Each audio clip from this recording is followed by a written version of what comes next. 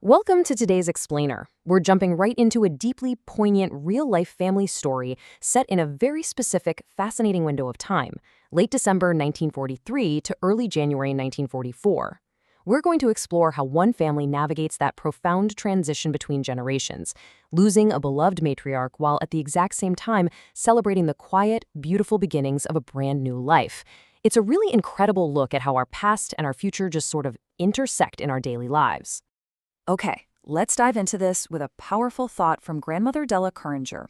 She once said, "Every woman needs a place that's hers, that you can walk every room of in the dark." Now, she wasn't just talking about real estate here. This perfectly sets up the central theme of our story today: legacy, resilience, and that lifelong journey of finding and building your place in the world. As you'll see, Della really lived these words, and her perspective profoundly shaped the generations that came after her. Section 1. The Rhythm of Ordinary Days, Finding Quiet Joy in Late 1943 San Diego. So let's set the baseline of our story. It's that weird week between Christmas and New Year's. Fred is steadily working at the Roar aircraft plant, doing his part for the war effort, while his wife Betty is finding this peaceful, quiet rhythm at home in Chula Vista. And right at the center of that rhythm is baby Randy. Betty keeps this small journal where she documents what she so beautifully calls ordinary miracles. You know, those everyday milestones of a new life, like a 2-month-old suddenly tracking movement with real intention, or discovering that the sounds coming out of his own mouth actually get a reaction from the people around him. Betty is carefully recording all this everyday magic, which creates just a remarkably warm and hopeful tone right in the middle of a world at war. And this brilliantly illustrates how Betty fills those days. She's singing loose melodies to Randy around the house, she's walking the new buggy in that pale winter sunshine, and she's out on the sidewalks meeting other wartime mothers, sharing that common ground. But importantly, she's also sketching. See, Betty is an art teacher between assignments, so keeping her sketchbook close allows her hand to stay in practice and her eyes sharp. She realizes in these moments that she's genuinely, substantively happy. Part 2. Saying goodbye to Della, a sudden shift on a quiet Friday evening. Well, that peaceful rhythm gets completely interrupted on the Friday before New Year's. Fred comes home from his shift at Roar, and Betty is already standing at the door. She's got her coat on, Randy is bundled up in her arms. Her mother just called, grandmother Della is failing. So without missing a beat, Fred and Betty drive through the dark December streets over to the house on Fern Street. And when they get there, the sensory contrast in that bedroom is just stark. It's literal generational bookends. You have baby Randy, just 2 months old, sleeping completely unaware in his blanket. And right nearby, in the warm glow of the bedside lamp, is 81-year-old Della. Her face has taken on this quiet simplification, all the years of sharp expressions just smoothed out. She's breathing in this slow, tidal rhythm with long pauses. It's the fresh beginnings of life in Betty's arms, right next to the quiet conclusion of an 81-year journey. In that dim room, Della's husband of 58 years, Austin, is sitting right beside the bed, just continuously running his thumb across her knuckles. Betty sits on the edge of the bed, gently takes Della's free hand, and whispers, "Hello, Grandma Della. It's Betty. I'm here. You told me to remember you. I will. I promise I will." It is just an incredibly touching, raw moment of generational handover. 4. Now, this number is absolutely crucial. Della lived to see 4 generations of her family. When she passes away peacefully at 5:10 p.m. on New Year's Day in 1944, Betty finds immense comfort in this. She tells Fred, almost like she's filing it away for permanent safekeeping, that Della actually got to hold baby Randy at Thanksgiving. She saw 4 generations, and Betty is just so deeply grateful she had that. Section 3. A Solemn Farewell. The Official Realities of Passing. So the crucial point is how the family navigates the necessary historical realities of mourning. Lyle and Austin drive into the city through that classic, gray San Diego winter marine layer to arrange the funeral. The family follows these structured, dignified steps to honor Della's final wishes, making arrangements at the Ben Bow funeral parlors, setting up cremation and internment at Cypress View Mausoleum, and holding the solemn ritual of her lodge, the Neighbors of Woodcraft. And for Betty, sitting there in that parlor, these formal ceremonies and community rituals actually bring a really deep, unexpected comfort. It gives her that profound sense of Della being seen off properly. The reality of it all truly hits Betty the next morning sitting at her kitchen table.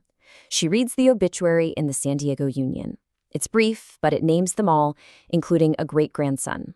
Betty actually reaches out and touches the newspaper print with her finger. Seeing her own name and her son's name printed there brings this incredible solemnity. It's the feeling of their young family being forever etched into the official historical record of Della's life. Part 4. Lessons and Legacy. a car ride home filled with vibrant memories. After the quiet, gray funeral, Betty and Fred are driving home. The car heater is running. Fred asks to hear some stories about Della, and Betty just lets the memories flow. And honestly, what a scale Della's life had. She originally came from Wisconsin, enduring real, authoritative winters. In 1885, she meets Austin in Wano, Kansas, where they act and place together and get married. By 1887, they're honeymooning in San Diego. They look out at the harbor and Della just declares, "This is where we're meant to be." And they stayed. By 1898, they spent the first night in their unfinished house on 30th Street, a homestead they maintained for 46 years, until she passed on New Year's Day, 1944. But, Della's legacy wasn't just the building she lived in. It was in the art she created and the lessons she taught. She was a watercolor painter. She captured the Kansas plains and California eucalyptus trees. When Betty asked her how she painted light on water so beautifully, Della just told her, "Let your hand follow your eye." She didn't just paint for fun. She took art seriously. And she took an 8-year-old Betty's drawings seriously too, examining them like real art, not just indulging a kid. That profound respect is exactly what inspired Betty to become an art teacher herself. Now, what's really interesting about this piece of advice is how it applies to everything. Della also taught Betty piano on Wednesday afternoons. Betty was impatient. She wanted to skip ahead and play the complex pieces. But Della never let her skip the hard work. She told her, "You have to know the rules before you can decide which ones matter." As Betty tells Fred in the car, that wasn't just piano teaching advice. It was a broader philosophy for living, a real testament to the resilience and discipline of a generation that faced hardship with absolutely no complaint or drama. To truly wrap our heads around Della's perspective, we have to think about the sheer geography of her life. Going from Wisconsin to San Diego back then meant taking wagons to Iowa and Kansas, then a train through the desert. When Della first saw the Pacific Ocean, she was awestruck. She told Betty that growing up, Lake Michigan was vast, sure, but you could at least imagine the other side of it. The Pacific, it was larger than she'd been prepared for. You couldn't imagine its end. It's a perfect analogy for the massive leaps into the unknown that her entire generation took. Section 5, 58 Years and Beyond, Finding Comfort in Continuity. Let's move to the next part of their story and see how this builds. We come back to the present moment, sitting outside Betty and Fred's house on Twin Oaks Avenue. Betty finishes recounting Della's epic journey and admits something to Fred. She says she wants what Della and Austin had. Not to be the exact same people, of course, but she wants that length of time, that ability to know each other all the way through, just like Della and Austin did. Betty looks at Fred in the car and says, 58 years, because that's the exact number of years Della and Austin were married. And Fred, sitting there with the engine off, looks back at her and simply replies, "At least."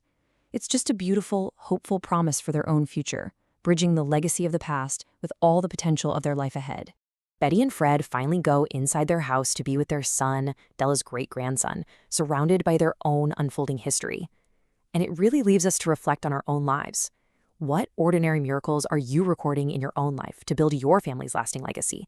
Because just like Betty's journal entries of her 2-month-old or Della's watercolors of the bay, the everyday magic we document today literally becomes the historical record of tomorrow. Keep your eyes open for those ordinary miracles. Thank you so much for joining me for this explainer.